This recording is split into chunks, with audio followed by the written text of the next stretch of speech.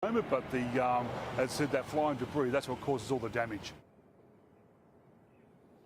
Even with preparations in place, emergency services have still deployed extra resources to towns like Port Hedland. Matt, at this stage, we're expecting Cyclone Ilsa to cross the coast sometime late on Thursday evening, possibly around midnight or even early on Friday morning.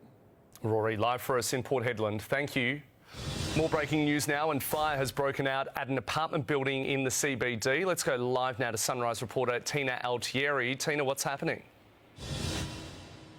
Well, Matt, it's now been 2 hours since the fire emergency broke out. We can tell you it's still a worry for the fire and rescue crews. There are about a dozen who've raced here, and that's because of how widespread the smoke has engulfed the South Tower, if you like, at the Times 2 apartment building on Adelaide Terrace. Now, fire broke out in a level 5 apartment. The cause, I've just been told, a laptop that was charging on a bed.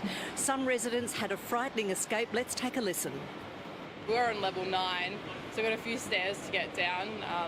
It was pretty smoky in the fire escape. It was like pretty thick, so struggle getting down to level 5, which is where the fire was.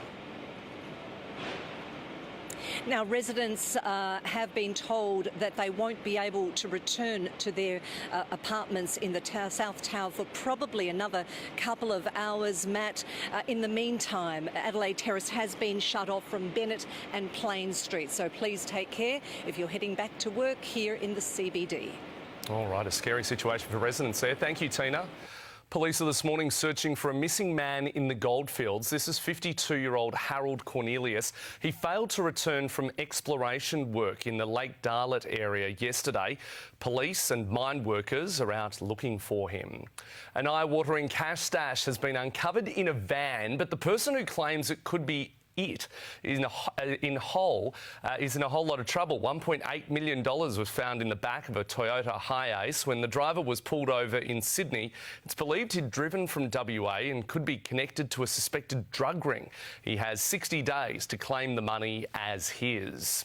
Geelong coach Chris Scott is calling on the AFL to clean up the ruck contest after Mark Blycavs had to leave the field when he was kneed in the ribs by Hawks ruckman Lloyd Meek. Cats forward Jeremy Cameron is now on top of the Coleman medal leaderboard after booting 7 goals in the 127-45 win. The competition's leading goal kicker just needs to keep an eye on where he's going in his celebration, accidentally cleaning up an umpire. Both were okay. The FIFA Women's World Cup in Australia is now only 100 days away, with the Matildas' final warm-up match against England tomorrow morning. Australia looking to end the Lionesses' 30-game unbeaten streak. Right now, it is the team in the world to beat. It's the #1 team in form. They play modern football where it's high intensity, extremely high tempo in everything they do. Their pressing game is fantastic. The Matildas are coming off a 1-0 loss to Scotland. And Aussies Glenn Maxwell and Marcus Stoinis have starred for their sides in the India Premier League this morning. Maxwell hit 6 sixes for the Royal Challengers Bangalore on his way to 59 off just 29 balls. Stoinis returned serve for the Lucknow Super Giants with 65 off 30. Just keeps coming, and it just gets better and better. Stoinis fell and tensions were high. The Giants chased down the 212 total in a final ball thriller. Perth's weather, cloudy, 24 degrees, the top for our Tuesday. Check out the view from the McCafe Skycam this morning of the Narrows. Traffic's looking good for the back-to-work day. Currently in the city, it is 17.2 degrees. Winds are southwesterly, only 2 k's an hour at the minute, and humidity is 69%. We've recorded 7.4 millimetres of rain since 9 a.m. yesterday. You're watching Sunrise live right across WA. Now, here's Nat. A major homicide investigation is underway this morning after a woman was found dead in her Western Sydney home. For more, let's go to Liam Tapper in Merrylands. Liam, police are on the scene now.